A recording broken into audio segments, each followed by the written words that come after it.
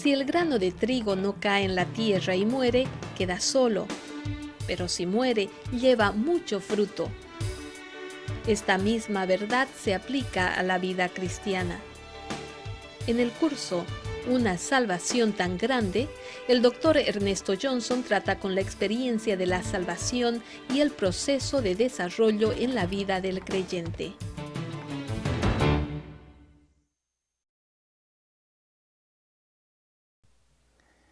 En la lección anterior vimos al apóstol Pablo luchando consigo mismo. Intitulé esa lección de derrota a victoria. Pablo con toda honestidad hablaba de su lucha intestina, pero gracias a Dios él no se quedó sumido en su mal, porque después de decir con esa nota de desesperación, miserable de mí, ¿quién me librará? Y casi como si fuera un ráfago de luz, él viene diciendo, gracias doy a Dios por Jesucristo, Señor nuestro. Y por eso el creyente, por sincero que sea, aunque tenga estos casos de falla y también aún de fracaso, puede volver en cualquier momento para reconocer su profunda identificación con Cristo. Muchas veces, como en este caso, llegamos a esa comprensión más profunda de haber sido crucificados con Cristo.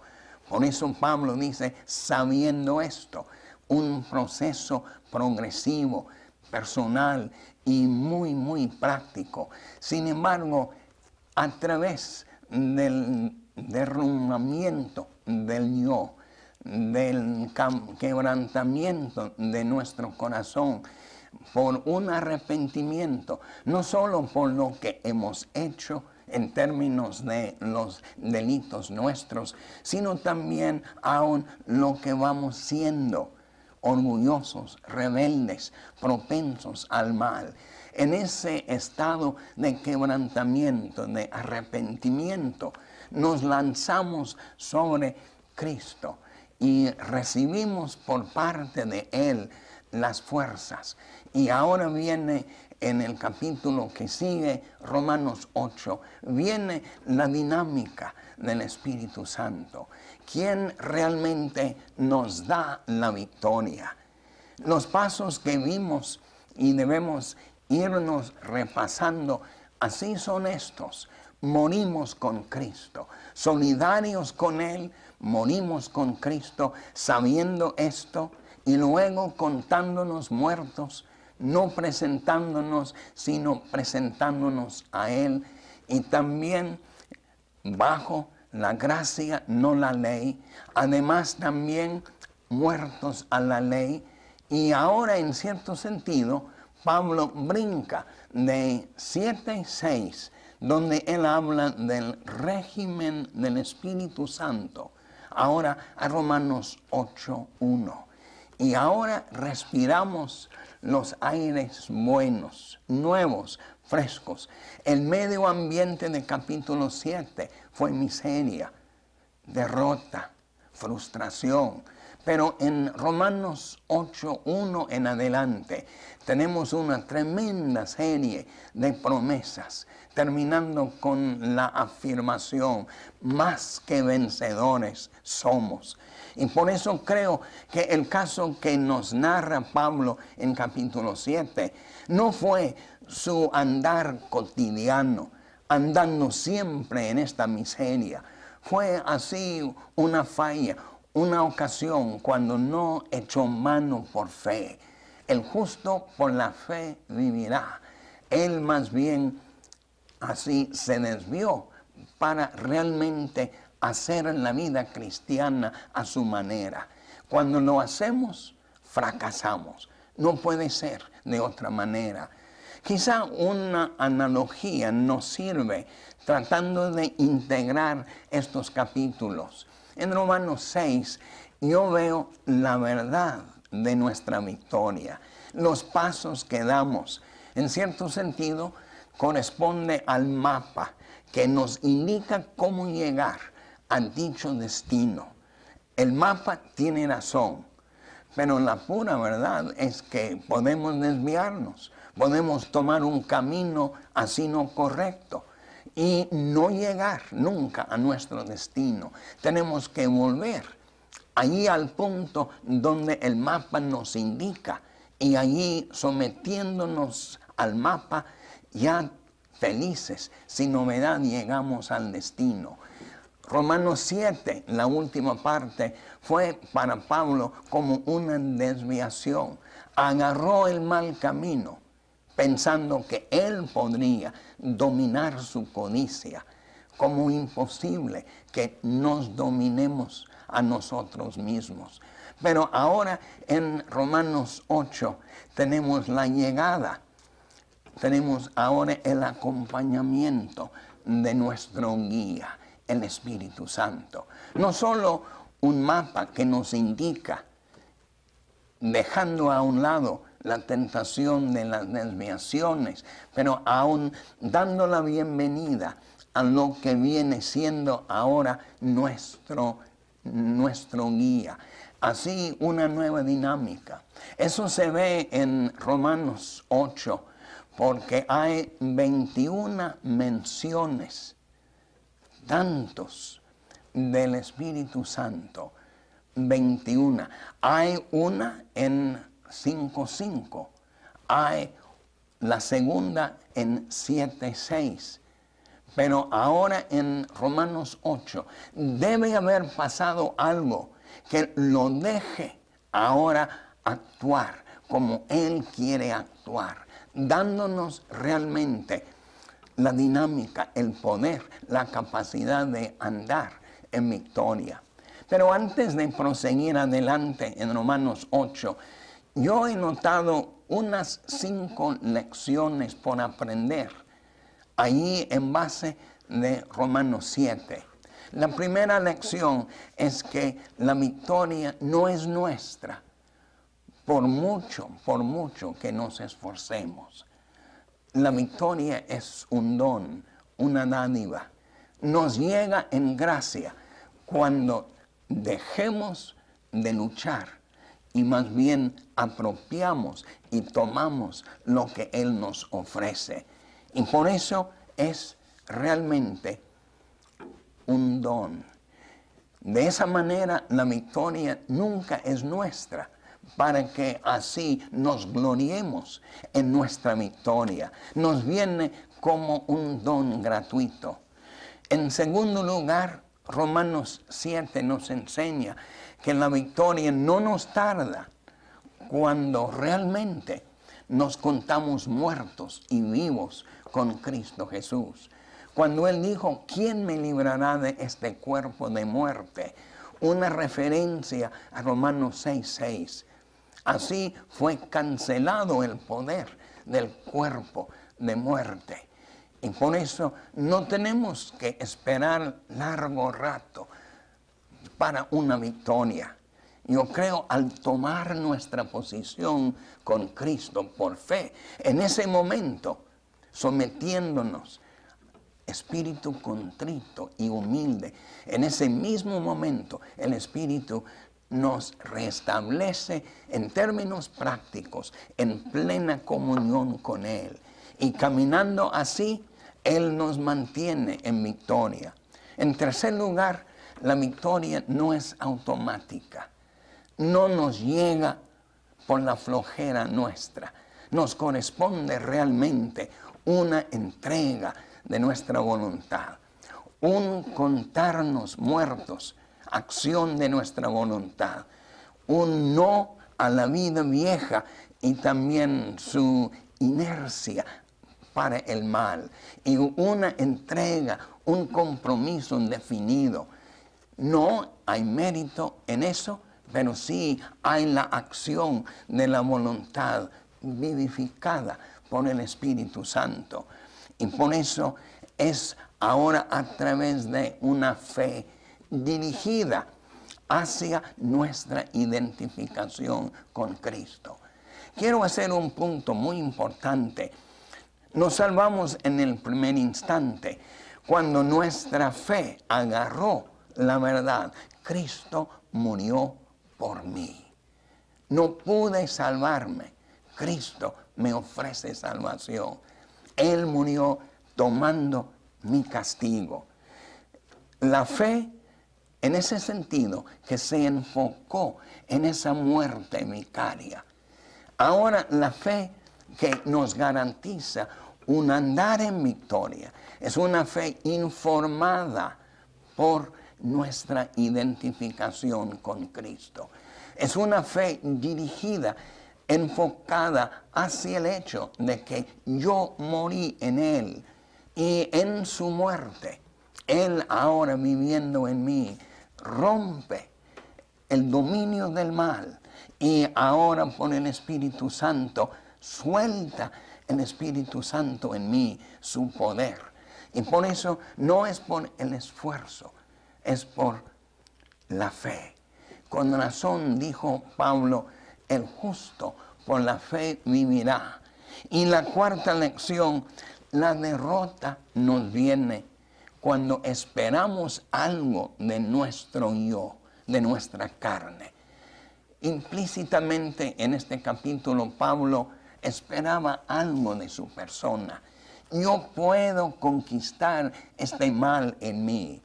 Esperaba de sí mismo algo y claro, quedó él decepcionado, fracasado. No viene nada de mí que me ayude. Al contrario, cuando yo reconozco que aparte de Él, sin Él, nada puedo yo hacer. Una fe que se entrega, que se da. Y por fin, un constante quebrantamiento. Andar en una condición de dependencia del Señor, reconociendo que yo no puedo, Señor, frente a la situación, sea lo que sea, pero tú puedes y en ti dependo. Y de esta manera realmente Dios sabe tornar aún los tropiezos nuestros en lo que pueden ser pasos para la victoria. Y por eso Pablo sale de Romanos 7 y entra en Romanos 8:1 diciendo, ahora pues. Para mí muchas veces citamos este versículo desconectado de lo que es el rumbo del argumento. Al creyente, no al incrédulo que cree, no tiene condenación, aunque es cierto, por Cristo no viene condenado, pero ahora el creyente libre de cualquier condenación moral, porque en capítulo 7 Pablo sentía esa condenación, se sentía mal, la miseria, la frustración, la confusión, pero ahora él ha salido, un nuevo amanecer espiritual le ha tocado. Ahora, ya que dependo, me identifico con Cristo. Ahora, pues, en base de muertos al pecado, muertos a la ley, en términos prácticos, agarrando esto por fe, no hay ninguna condenación para los que están en unión con Cristo. Esto es mucho más que nuestra identificación posicional.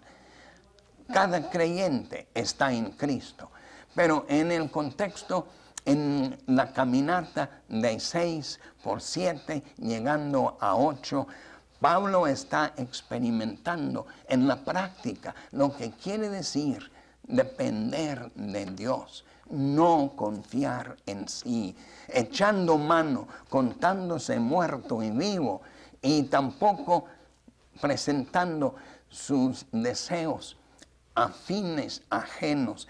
Y ahora el Espíritu Santo viene a su lado, porque noten lo que dice en versículo 2, porque la ley o la dinámica, lo que es la fuerza de una persona, la bendita tercera persona de la Trinidad, porque la ley del Espíritu de vida en Cristo Jesús me ha librado de la ley del pecado y de la muerte.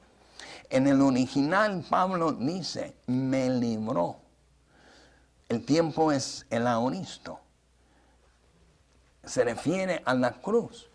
Esta victoria fue ganada hace 2000 años. La victoria no fue ganada por Pablo echando mano en dicho momento a la obra de la cruz. La victoria ya estaba en pie, ya ganada en la cruz. Cuando él desde la cruz dijo, consumado es, nada se pudo agregar. Y no solo fue su muerte en mi lugar, sino mi muerte en él. Y de esa manera ahora dice, en ese momento de dar gracias, una fe que echó mano y que dio gracias, 7:25, el Espíritu Santo me libró de esa ley del pecado y de la muerte. Recuerdo que el doctor Hegel, a quien yo debo tanto, solía decir que la alabanza o las gracias dadas a Dios son realmente la fe en pleno florecimiento. Cuando la fe realmente se desarrolla, toma la forma de gratitud, porque la fe recibe, echa mano, apropia, toma para sí aquello. Y después de haber tomado algo, lo más natural es agradecer al dador, ¿no? Y por eso Pablo, en dar gracias, ya apropió para sí. Y ahora, en ese momento, en el mismo momento, simultáneamente, el Espíritu Santo lo libró. Le dio a Pablo el con qué triunfar. Versículo 3 sigue explicándonos cómo eso pasó.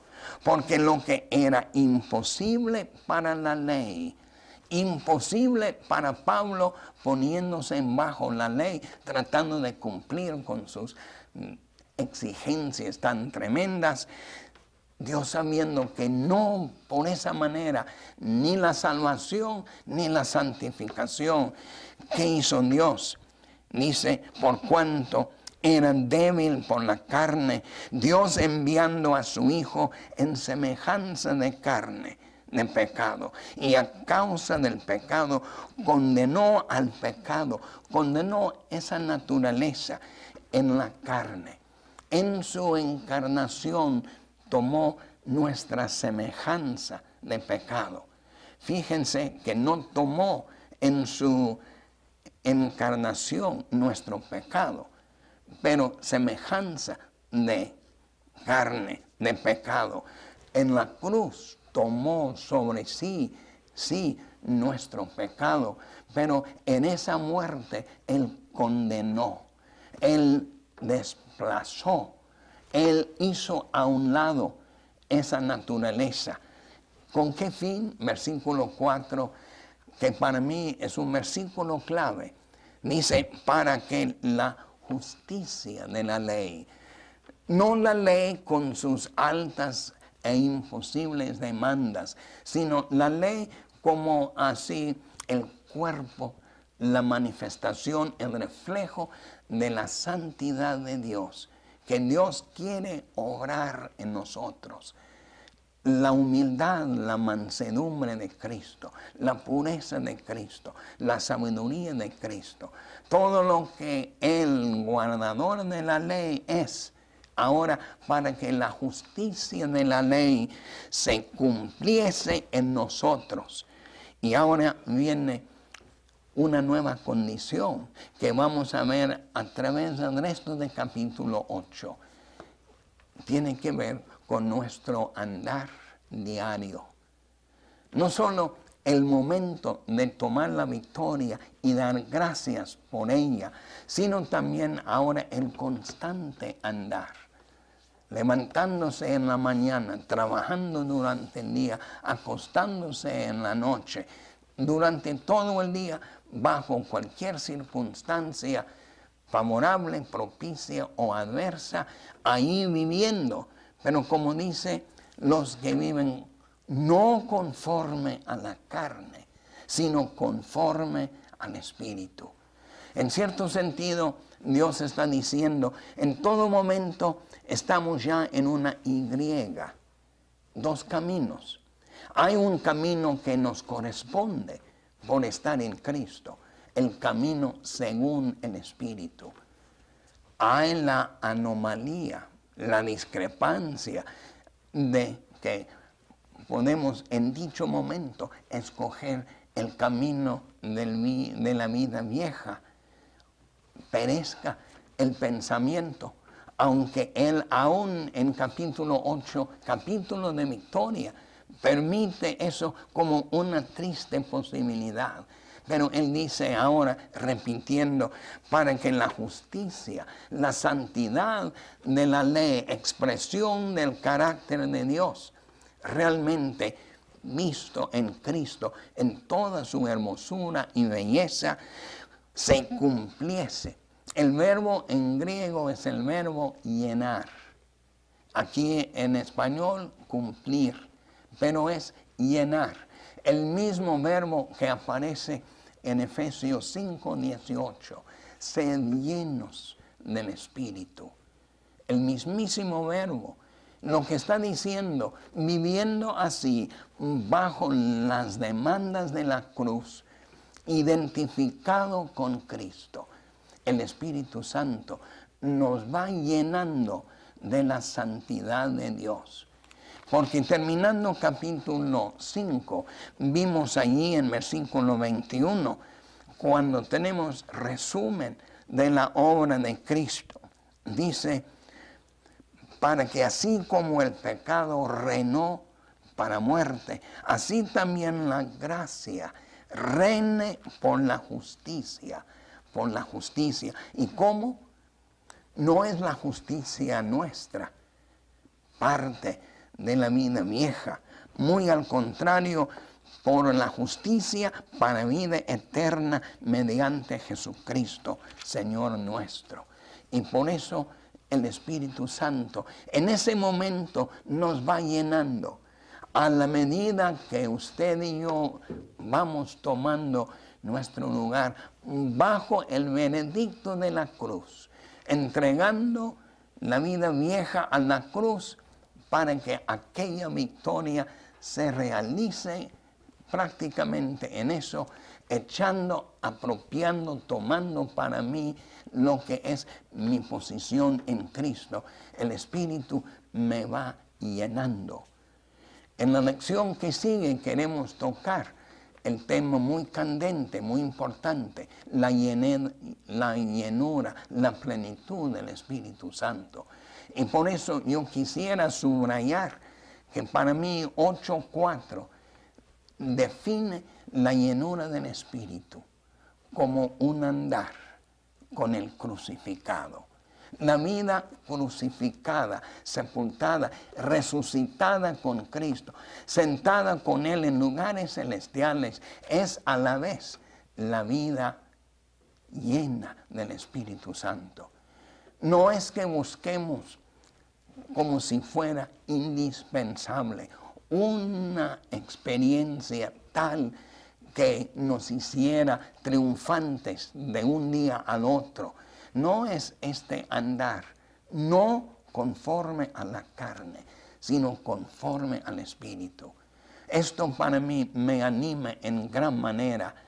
Él, en tratar conmigo, me puede dar gloriosas experiencias y no las niego, ni tampoco las desprecio.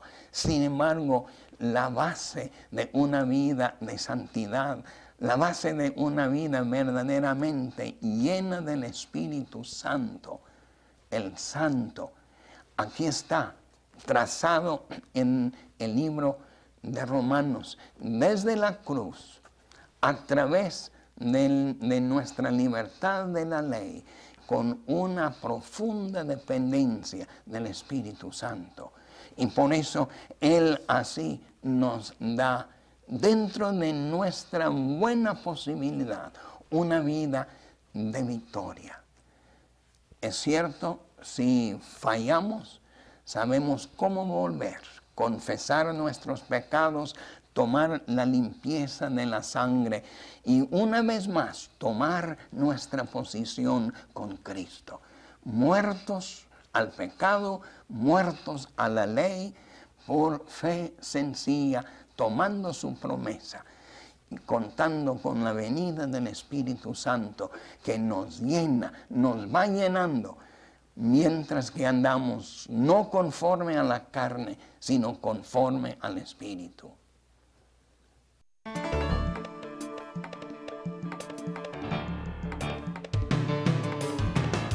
Así concluimos por hoy.